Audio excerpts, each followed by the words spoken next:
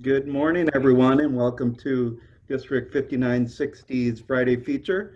I'm Paul Perez, current district governor for 5960, and welcome everyone from all parts. I'm going to turn it over to Ed, and he's going to kind of host the event today. And I'll turn it over to you, Ed. Thanks.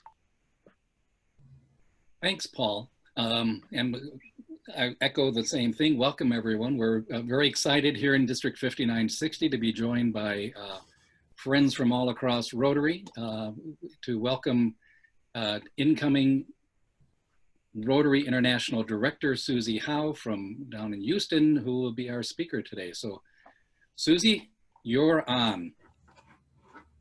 Oh, great. Thank you, Ed, for that extensive introduction. As a way of introducing myself, I'll show you the catch that I got this morning from my garden. I have eggplant. I have yellow tomatoes. I want you to know that my crop is in. I only say that because I think most of you are from way up north and have no idea what tomatoes look like yet. I love my gardening. It's been great during the pandemic to be able to go out and harvest my crop, share my crop. Sometimes I even cook or eat my crop. So if any of you are down my way, the next thing that needs to come in is the potatoes. So if you'd like to come dig potatoes, you're more than welcome. Thank you, Paul Perez. I saw you on here, and Ed for the introduction, and Kenny, DGN. I saw Kenny on here, a group that I'm really looking forward to working with. And also Dale, congratulations, Dale Quigley, for being named as the DGND. And I'm especially grateful to be able to speak to your foundation chair, Kyle Hagen. And if your membership chairs are on, Steve Griffith and Greg Bartz, I look forward to sharing information with you too. So now, before we get started, I need to make sure that everybody has your camera on. I'm giving you a 2-second lead here. You will need your camera on. And if you have a cell phone, you need to have it in front of you. And I'm going to take selfies so I have something to publish today. And I'll be scrolling across. Do you need to wait a minute? Oh, Steve Dakin is going to save us from polio. Thank you. I'm going to be scrolling across the screen to get everybody who's on today. So Linda, you back? Bev Driscoll and Tamara, you coming in? Okay, I got that one. And I'm scrolling across to the next page. Oh, great. I'm impressed. Friday morning, 9 o'clock, and y'all are up? Ooh. What is Tom Gump doing with a tie on? You know, this is my third Zoom, so the other one I had to be dressed up for. Okay. Okay, so I'm going to be posting letter today, and if you all would be posting, that would be a great thing, because this is an opportunity for you to invite friends to come and be a part of your Rotary meeting. Who would ever have guessed a couple of months ago that we would have our clubs on Zoom? I mean, we couldn't have dovetailed better into Rotary's strategic plan in adapting, reaching, impacting, because we've gone to Zoom. So this is great. Let's see. And I also see we have someone, Ann Fresh, who is with the Peace Initiative. Thank you, Ann, for joining us. I want to tell you about our board meeting last week. And I'm getting a note that I'm a bit unstable. So if somebody determines I need to switch to my tablet, which is right next to me, if you would give me a cue. I rarely have time to read the chat room, but I can see your faces. You know, I have an education background. I'm looking at your faces. So if you have this pained look, you talk about pained look. Last week, I was on a Zoom and we got hijacked. I don't know a better word for it. So should that happen in any Zoom meeting you're in where the pictures change, I would highly recommend that you immediately sign out, because otherwise your picture is going to look like this.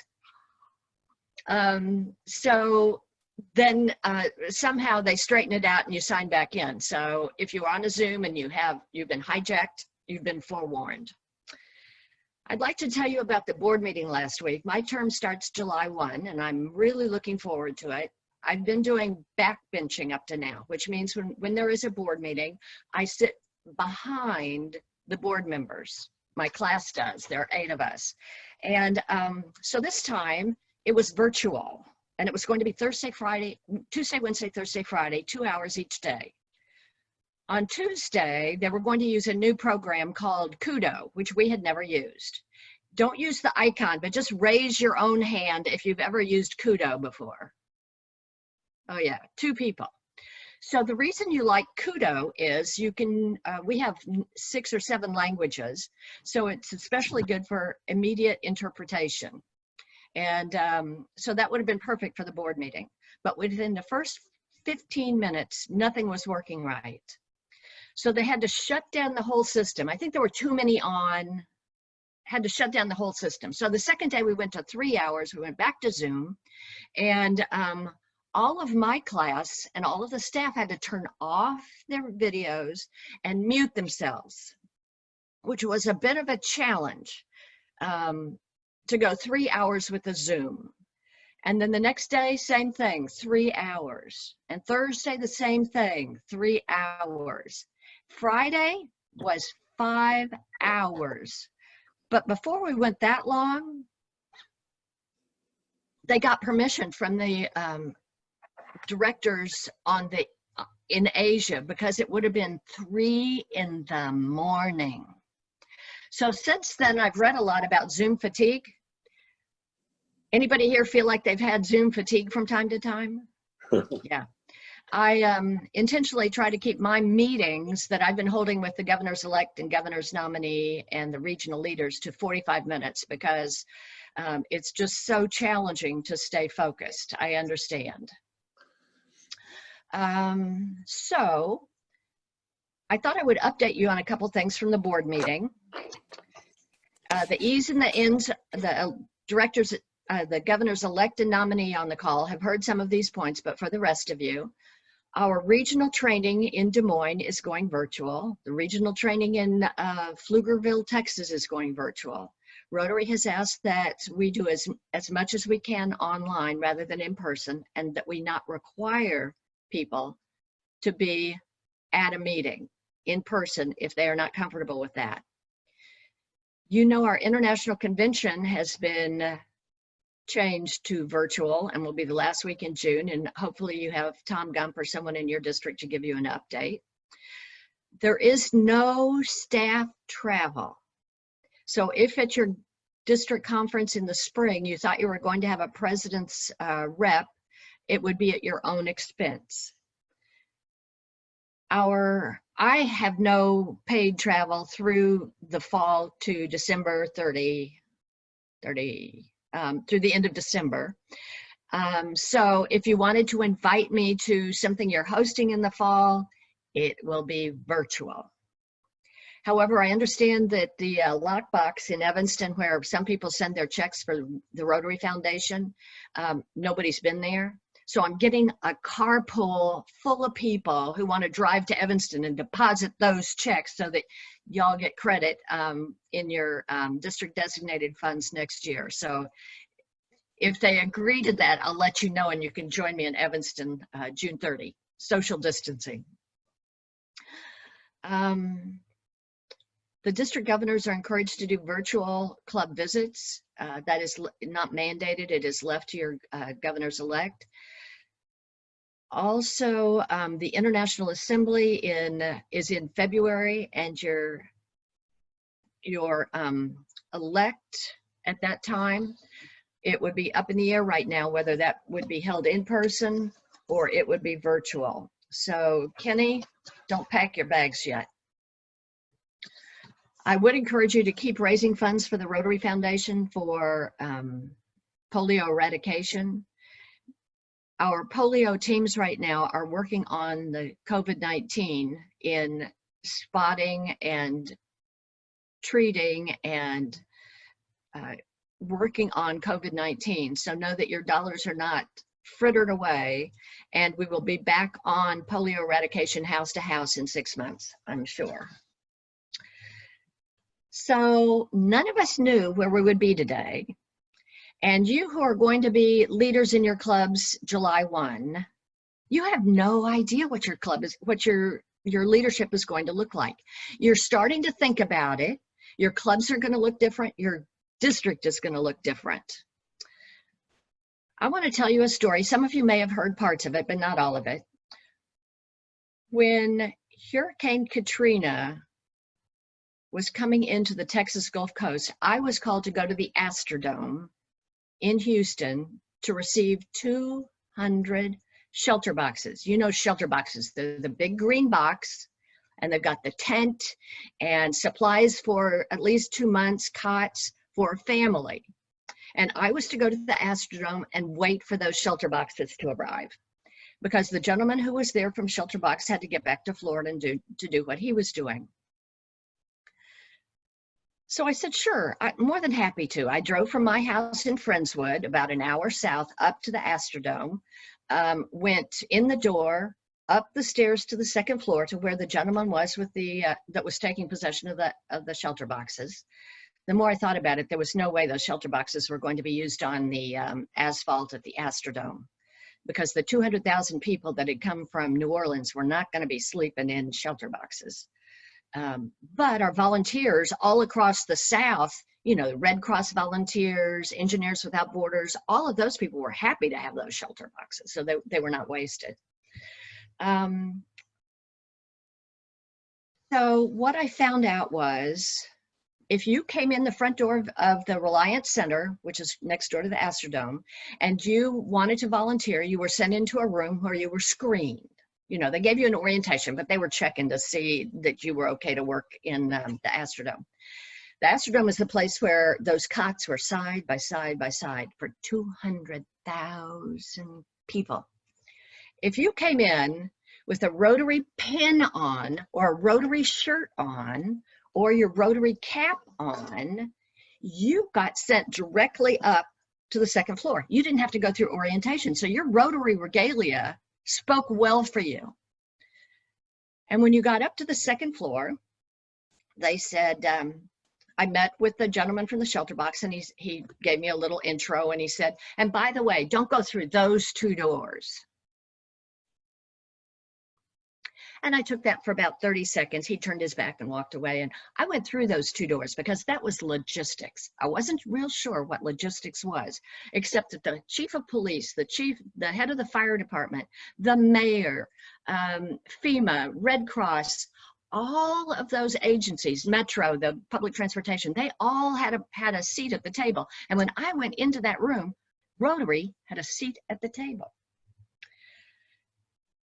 So Rotary set up tables outside logistics, and we had over 650 volunteers come through to work with those 200,000 evacuees from New Orleans. And those 650 Rotarian volunteers had no idea what they would be doing when they came. You know, if they were a business person or a chiropractor, whatever job they were asked to do, whatever came up, because we had a bank of phones, and we would get phone calls, and the Rotarians who were taking the calls would figure out who to contact and how to get it done. For example, someone said we need 24 golf carts. So someone was selected to go up to the Intercontinental Airport and bring those golf carts down so that there could be quick transportation between Reliance Center and the Astrodome, either logistics or somebody who was ill or healthcare workers or what. So it really worked out well. People had no idea what jobs they were going to be getting. For example, I took a phone call for 1 million meals. I took a phone call for 3 747s. Now raise your hand if that has been in your history, if you have taken a phone call for 1 million meals and three 747s. Nah, it just doesn't happen. I was there for 3.5 weeks. Every day I would go, as I was going home, the head of the fire department would say, Suze, you'll be back tomorrow, won't you? Well, I was running my school at the same time, the very same time. I had a Montessori school through 6th grade. So part of the day I would be at my school, but I would try to be at the Astrodome at Reliance Center at 7 a.m. and 7 p.m. because that's when the shift changes were, and I could find out what was coming on next, what was coming up, what needed to be done. It was fascinating to me. I had had no training in disaster aid. It was all on the job, but I worked with the best of the best. So I made sure that I had my Rotary cap with me. And I got to be on the field of the Texans, not as Suzi Howe, but to receive thank you recognition with the other people from logistics. It was on national television and people could see the Rotary cap, and Rotary was getting credit for what they had done. One day I went back to my school and we had a lot of famous people come through. And I got back to my school one day and I said, so who exactly is Ricky Martin? So my students were dying laughing, Miss Howe, Miss Howe. They all told me who Ricky Martin was. They were singing Ricky Martin songs. It was fascinating to me. But I got to incorporate them into what I was doing at the Astrodome. One day they told us Presidents 41 and 42 were coming in.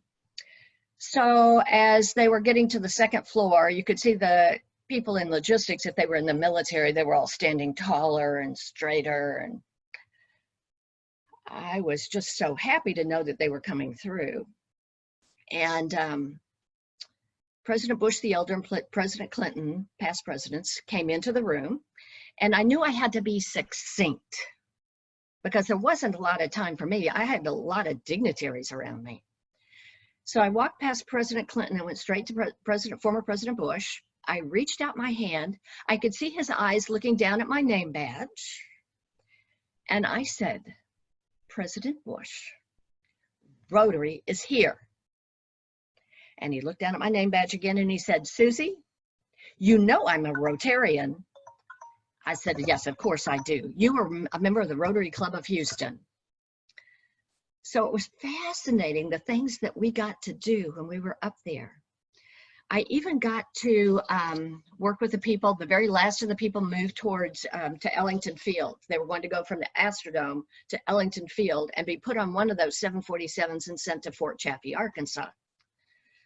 So they had, every day the Red Cross had been to each of the cots and said, where's your family? Where are you going? How are you going to get there? And these were the people that had no place to go.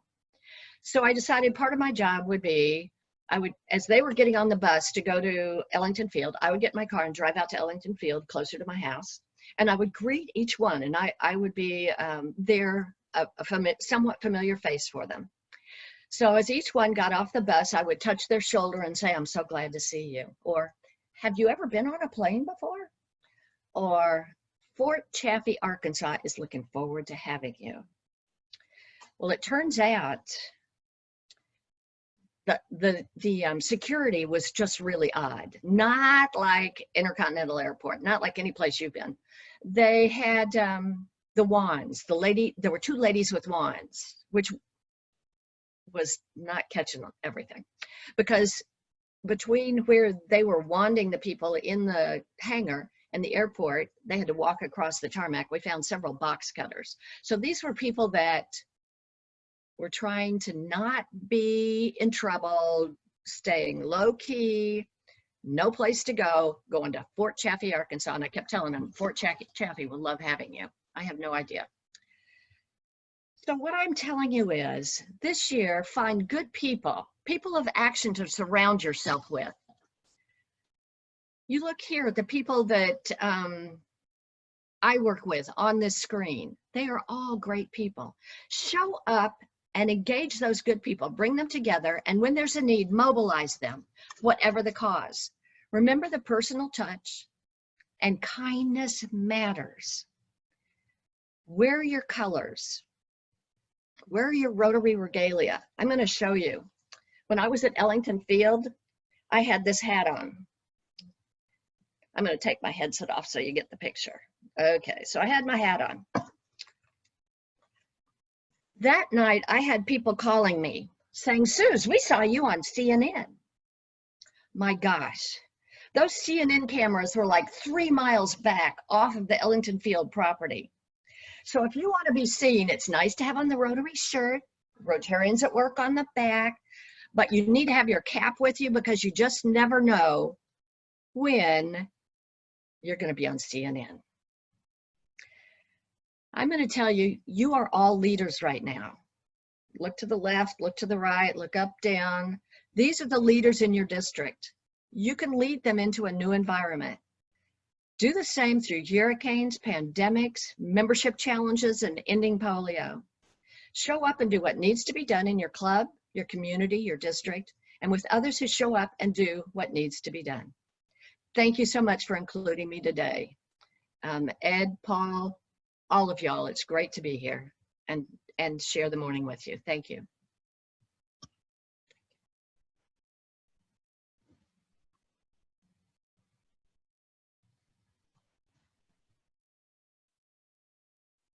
Thank you. Are you willing to take some questions, Suzi? Oh, sure. What's left? What didn't I cover? Go ahead. No, if anyone's got questions or comments or. Yes, Robert. Hello, Bob Maber from 5630 Central Nebraska. Just a little tidbit about Zoom that I found out yesterday. If the Zoom program isn't working well, if you get people to shut off their video, as you said earlier, then apparently it chews up a lot of bandwidth and kind of slows the program up. So if you get into that situation where a Zoom call is unintelligible or someone is volumes coming in and out while they're speaking, have people shut off video. It'll help them. Bob, thank you very much. Who would guess 4 months ago, who would guess today that we are now all IT experts? Yeah, I can spell it. Robert McLean, unmute. Just a quick comment. I really appreciate what you had to share, and in particular, 2 key points. Showing up is so important. Just being there is so important. And then your point about kindness, especially in times of crisis. A kind heart, a kind gesture, a kind statement is just vitally important. And we lack that at times in our culture. So I think showing up and being kind are 2 wonderful takeaways for me. Thank you. Thank you, Bob. I can't see all the screens, so if someone else has a question, if someone would call on them, that would be great. Paul? Yes, great message, Susie. Glad to have you here. What are you most looking forward to during your 2 years as director? Well, I don't know if you'll be able to see it or not, but I have on my End Polio shoes. So I'm hoping that we end polio within the next 2 years. I did buy boots to go to Minnesota, and I'm hoping to wear my Sorel boots that I got at 75% off. So hopefully I'll get invited up there when the travel is resumed to meet more people, because I'm looking at your screens and I've already met so many of you. I've been to PETS or trainings or regional trainings or whatever. So thank you for asking. Sure. Anne? Unmute. Love to know what your experience has been becoming a woman in leadership in Rotary, and maybe you could comment on how things are going with getting women in, certainly on the board and the foundation, but in other leadership roles as well. Good point. Good point. Let me lead to the board first. Last year, there were no women in Rotary on the board. Next year, there have been before, but that year there were none. The next year there were 2. July 1, 4 of us will be coming on, making a total of 6 out of 17. And the year after that, it will be even more. So I'm thinking that that will definitely influence decision-making. We definitely don't speak of one voice, but it will certainly bring different elements to the decision making. So thank you. And as to how I got this job, I did a lot of work. I've been the Regional Rotary Foundation Coordinator, the Training Leader, the Zone Institute Chair. Pretty much any possible job, I have done it. So how did I start? When I first came to Rotary, I was building my building for my school, and my architect, broker, at least 4 people I was doing business with were in Rotary, and they invited me to join. And I said, well, if I get into the hierarchy of leadership within 2 years, I'll stay. If not, well, even then, within 6 months, I was a director on the board. And so things just worked out very well after that. But thank you for asking, Ann. Lyle from 6640 has a question or a comment. Or 6440, but whatever. Suzi, one of the things that we knew that the board was to have considered, and perhaps the foundation board, was the development of the commitment to the environment. Can you tell me what happened, or where we stand, or where the next data point's going to be? The decision, I think, thank you, Lyle, for showing up this morning. I think the decision is still in the hands of the Rotary Foundation. It's up to them as to how to frame this with our areas of focus, whether it will be a new area. I think already the 6 areas have highlighted, maybe with a leaf or something, those points that directly tie to the environment. So we'll be watching to see what comes. No decision, no definite decision has been made.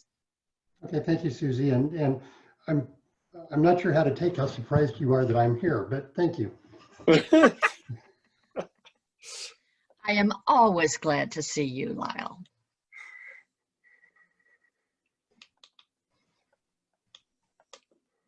Anybody else?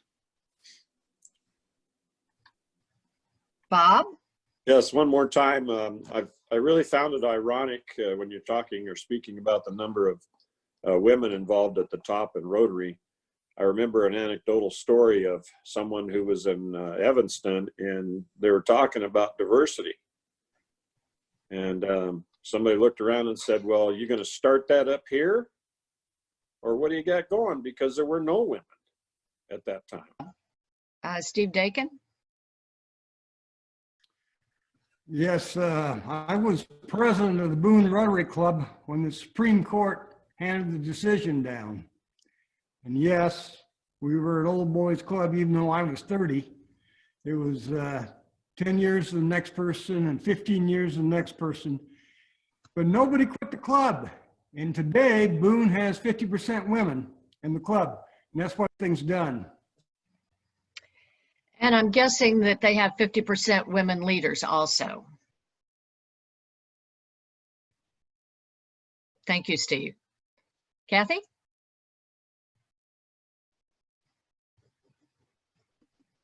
I was just clapping.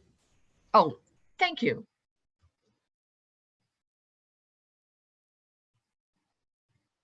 John Mosier? Suzi, would you like to comment on the Zone Conference, Zone Institute? Sure. The backdrop I have is the theme for our Zone Institute, our virtual Zone Institute in Houston, Rotary's on Fire. And it was a great theme. I think it fits the year coming up. We're looking forward to having a virtual Zone Institute. We're looking forward to having the same speakers, breakouts, programs. Our team is working to make it all virtual. And unless you're a governor-elect or governor nominee, it's free. I think it's free. Election nominees, we still need to collect because Rotary is willing to pay, and it will cover some of your expenses.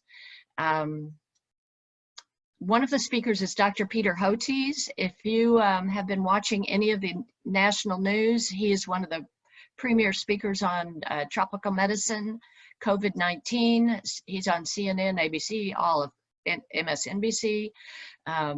He is one of our speakers here in Houston, Baylor College of Medicine, Sabin Vaccine Institute. LaShonda Delavuk from 7570 on the East Coast. a wonderful Bowtie Todd Jenkins talking about diversity, equity, and inclusion. So if you think that's something that your club may need to hear, please sign on. I'm sure Ed can get you the information, Governor-elect, soon to be governor. But thank you, John. Did I leave anything out? Shakar Mehta. Yeah.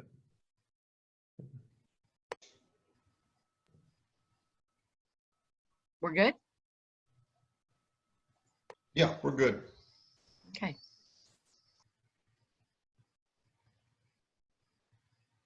Anybody else have any questions? Otherwise, we'll. I think Alka had a question. Suzi, I was just attending some French club meeting, and they are passing a resolution and they are wanting support also.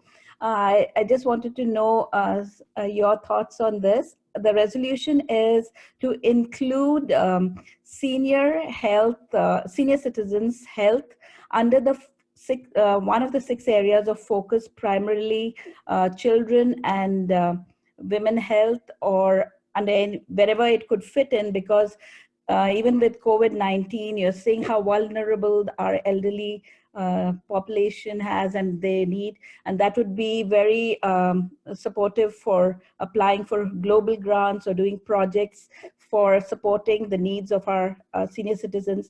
Do you think that that would be something that we could initiate in one of the areas of focus that would fit in and complete the cycle that would be there, because that would include our senior population as well, as they could apply for grants that would support their projects as well. So this is something that I thought very interesting, and I wanted to hear your thoughts. District Governor nominee Alka, thank you. Of course, anything related to health right now is a focus for all of us. And if they can incorporate that into at least 2 of the areas of focus, that would be wonderful. So please encourage them to continue. Thank you. Would that be Ken Crabb? Hello, yes? Did you want to say something? No, I'm sorry. Okay.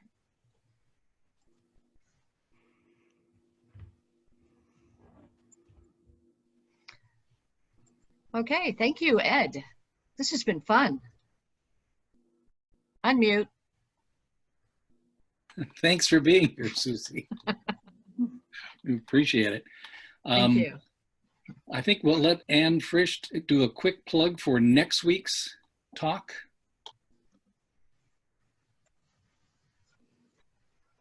Unmute yourself, Ann. Yes, that's a good idea. At the moment, Friday feature was initiated. It suddenly dawned on me that we could be talking across districts with India, Canada, and all kinds of places. It hit me just like that. So I started talking